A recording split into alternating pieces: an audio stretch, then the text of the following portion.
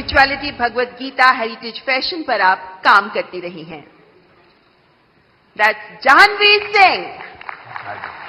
लो बाबा, पैर मत छूइए। बहुत बहुत बधाई आपको। और दुनिया में भारत की चीज है, क्योंकि टेक्सटाइल मार्केट फैशन के साथ ही जा सकता है, वो अकेला नहीं जाता है आजकल, क्योंकि रेडीमेड ब्रांड का जमाना है।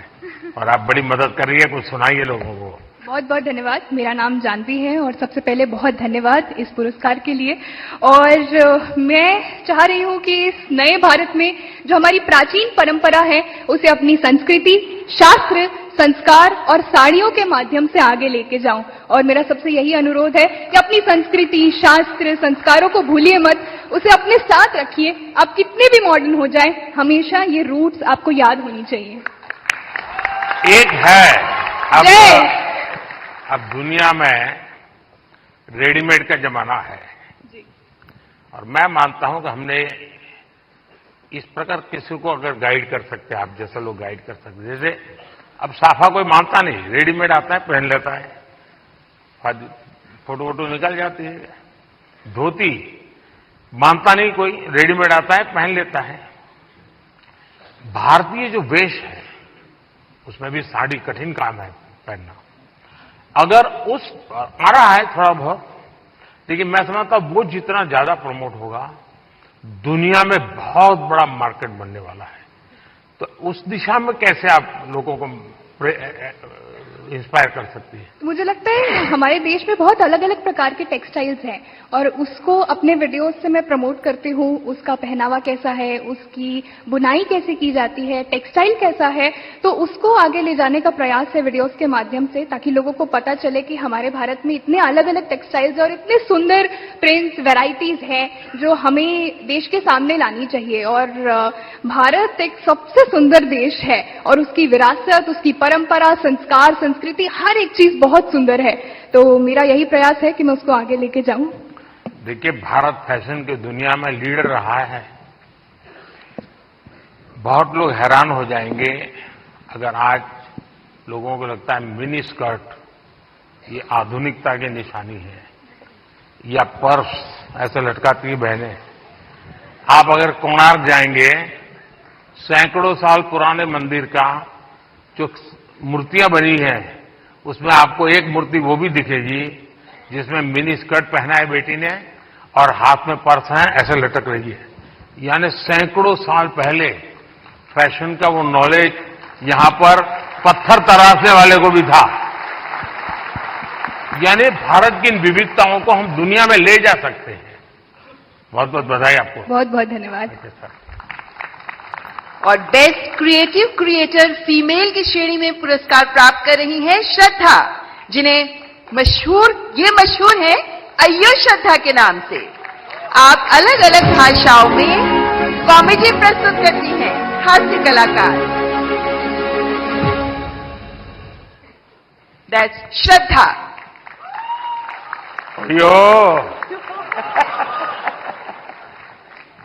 श्रद्धा से मेरा दोबारा मिलने का मौका मिला है। बहुत बहुत बधाई। बहुत बहुत धन्यवाद। बहुत बहुत धन्यवाद। बहुत धन्यवाद इस पुरस्कार के लिए। और ये पुरस्कार ये एक्नॉलेज करता है कि जो लोग घर में एक स्मार्टफोन के जरिए कंटेंट बनाते हैं वो भी एक स्किल है। ये एक्नॉलेज करता है ये पुरस्कार। इसका बहुत बहुत बहुत धन्यवाद। देश में अक्सर सामाजिक, राजनीतिक, औद्योगिक वजहों से परिस्थिति काफी गंभीर हो जाती है। मेरी कोशिश ये रहती है कि इसमें अगर एक ह्यूमरस पॉइंट ऑफ व्यू या हास्य रस मिलाया जाए तो एक पॉजिटिविटी फैलाई जा सके। जो भी परिस्थिति हो, आई थिंक हमारे देश के लोग इतने प्यारे हैं कि परिस्थिति कितनी भी गंभीर हो, हम हर चीज में मुस्कुराने की वजह ढूंढ लेते हैं।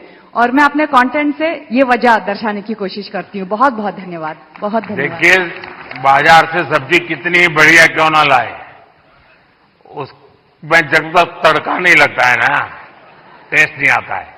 तो ये हास्य की चीजें जो है वो तड़का का काम करती है। जिंदगी में। और आज आपकी स्पॉन्टेनिटी ने सबको फ्लोर कर दिया है। Thank you. Thank you so much. Thank you. Thank you. Thank you. And now let's recognize the best creative creator male, RJ Raunak, जो अपने प्रैंक के लिए जाने जाते हैं, अपने ह्यूमर, अपनी आवाज के लिए जाने जाते हैं और अलग अलग टॉपिक्स पर बेहतरीन डिजिटल कंटेंट तैयार करने वाले आरजे रौनक। क्या आरजे, कैसे हो भैया? बहुत बढ़िया। रौनक ने ही आरजे नाम पॉपुलर कर दिया। सर, मुझे लगता है कि आपने भी रेडियो को पॉपुलर कर दिया, तो उसके लिए बहुत बहुत धन्यवाद। और अक्सर जब मैं रेडियो में प्रोग्राम करता हूं और लोगों से रेडियो के बारे में बात करता हूं, और मुझे अच्छे से याद है जब मन की बात प्रोग्राम शुरू होने वाला था, तब हमने यही कहा था कि हमारी इंडस्ट्री में और एक व्यक्ति आ रहे हैं। हमने इतने सालों से काम किया, लेकिन शायद वो फर्स्ट डे से ही सारे रिकॉर्ड्स तोड़ देंगे, तो उसके लिए बहुत बहुत धन्यवाद। बहुत बहुत बधाई आपको। Thank you Modi ji. और सारी रेडियो फ्रेटर्निटी की तरफ से मैं आपको धन्यवाद कहूंगा, क्योंकि शायद यहां पर रेडियो का मैं इकलौता हूं आपके अलावा जिसको ये अवार्ड मिल रहा है। यहाँ बहुत लोग होंगे जो भी दुनिया में होंगे, और मैं पक्का मानता हूं कुछ लोग तो अपने गीत खुद ही रिकॉर्ड करते होंगे, फिर खुद सुनते होंगे, और घर में अगर माँ गुस्सा करती है तो सुनाते होंगे। बिल्कुल। सबकी तरफ से मैंने सोचा था पहले कि कभी मैं ऑनरेबल प्राइम मिनिस्टर से मिलूंगा तो मैं उनसे बउआ के स्टाइल में वही कहूंगा जो मैंने बहुत सारे हजारों लोगों को कहा है, सो नमस्ते सर, मैं बउआ बोल रहा हूं। बहुत बहुत धन्यवाद सर। थैंक यू भैया। And now moving on to the best creator in food category, and the award goes to Kavita's Kitchen. एक हाउसवाइफ जो बन गई digital entrepreneur. She has played a vital role in celebrating the rich culinary heritage of India.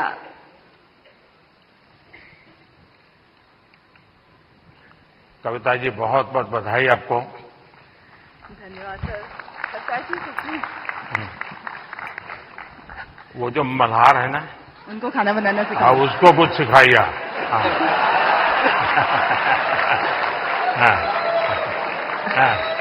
Sir, धन्यवाद इस पुरस्कार के लिए। और मैं खाना बनाना सिखाती हूँ लोगों को, और मैं चाहती हूँ कि घर के मतलब जो फैमिली मेंबर है वो घर के हर मेंबर को खाना बनाना सिखाए, क्योंकि कोविड के टाइम पे हमें पता चल गया कि खाना बनाना कितना जरूरी है सीखना। तो पढ़ाई के साथ साथ इसको भी हम अपनी लाइफ स्किल में ऐड करें तो ज्यादा अच्छा होगा। और साथ में मैं चाहती हूँ कि जैसे स्कूल वगैरह में हम बच्चों को बाकी चीजें पढ़ाते हैं, तो उसके साथ अगर हम एग्रीकल्चर भी सिखाएं तो बच्चों को ये पता चलेगा कि एक अनाज उगाने में कितना मेहनत होता है, तो शायद उसकी वजह से फूड वेस्टेज कम होगा।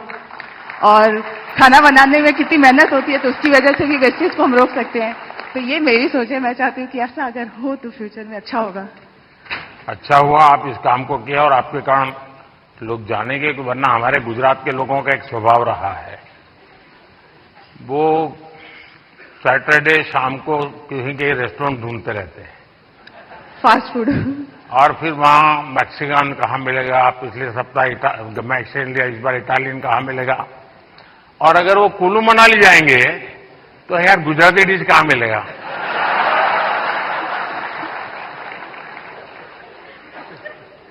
खैर, लेकिन आपने देखा होगा कि हमने 2023 को इंटरनेशनल मिलेट ईयर के रूप में दुनिया में पॉपुलर किया। हमारे यहां परंपरागत रूप से मिलेट खाया जाता था, लेकिन आज हमारे डाइनिंग टेबल पर से वो खो चुका था, फिर से आ रहा है। उसके लिए क्या कर सकते हैं? और दूसरा, खाने में बनाने के तरीके, दिखने का तरीका, लेकिन उसके साथ साथ अब न्यूट्रिशनल वैल्यूज की अवेयरनेस, उसमें आप क्या कर रही हैं? मैं कहना चाहूंगी कि जैसे बच्चे, उनको फैंसी फूड पसंद होता है, तो अगर हम उसमें ज्वार, बाजरा, रागी ये सब फ्लोर मिला के, जैसे मैं सुबह दूध की मलाई बचती है तो उसमें बनाना मैश करके डाल देती हूँ, थोड़ा रागी ज्वार फ्लोर, काजू किशमिश क्रश करके, और इसके छोटे छोटे ऐसे पैनकेक बना देती हूँ। तो बच्चों को पता नहीं चलता, उनको लग रहा है कि बहुत मीठा है और अच्छा है। तो बच्चों के स्वाद के हिसाब से हमें खाने में थोड़े चेंजेस करने पड़ेंगे। और ये जो मिलेट है वो हम अपनी लाइफ में आजकल डाइटिशियन, डॉक्टर सब बोलते हैं कि मिलेट्स खाना हमारे लिए अच्छा है, और हम वापस उसी जनरेशन में जा रहे हैं जहां से हम शुरू किए थे। मैं अभी यूएस में, मुझे निमंत्रित किया गया था, तो व्हाइट हाउस में बहुत बड़ा डिनर था, सबके लिए वेजिटेरियन था, और सरप्राइजिंगली 80% डिश मिलेट्स की थी व्हाइट हाउस में। तो मिलेट हम सबको अपने फूड में इंक्लूड करना चाहिए। और नहीं, ये आपकी बात सही है कि बच्चों को उसमें रुचि बननी चाहिए। मैं याद है, खैर मैं बच्चा नहीं था तब, मैं ताइवान गया था बहुत साल पहले, तब मैं मुख्यमंत्री भी नहीं था, और मेरा कोई 10 दिन का वहां कार्यक्रम, वहां की सरकार ने मुझे बुलाया था। मेरे यहां से गया आइटनरी के साथ, no fish, no eggs, no meat, सब no no no no no. तो उनके लिए परेशानी थी, खिलाए क्या उसको। तो फिर मेरे साथ जो उनके कोऑर्डिनेटर थे, उन्होंने कहा कि साहब यहाँ एक बुद्धिस्ट रेस्टोरेंट है जो वेजिटेरियनिज्म को प्रमोट करती है, तो हमने आपके लिए वहां तय कर लिया है, आप क्योंकि और कहीं पर भी आपके लिए वेजिटेरियन मिलना मुश्किल हो जाएगा। तो मैंने कहा चलिए, आपकी बहुत बड़ा धन्यवाद करता हूं, आपने मेरी सेवा की। अब मैं गया, सब मैंने उन्होंने शोकेस किया हुआ था ऑर्डर देने के लिए, मैं देखते ही चौंक गया, क्योंकि किसी को दिखता था चिकन जैसा, कोई दिखता था फिश जैसा, कोई मटन की सारी चीजें दिखती थी। मैंने कहा यार तुम यहाँ कहाँ ले आए मुझे, ये तो सब नॉन वेज है। तो फिर मुझे उन बुद्धिस्ट जो लोग थे उन्होंने समझाया कि साहब यहाँ के लोगों को वेजिटेरियन की तरफ ले जाने के लिए हम वेजिटेरियन चीजों का शेप ऐसा बनाते हैं ताकि वो मेंटली पहले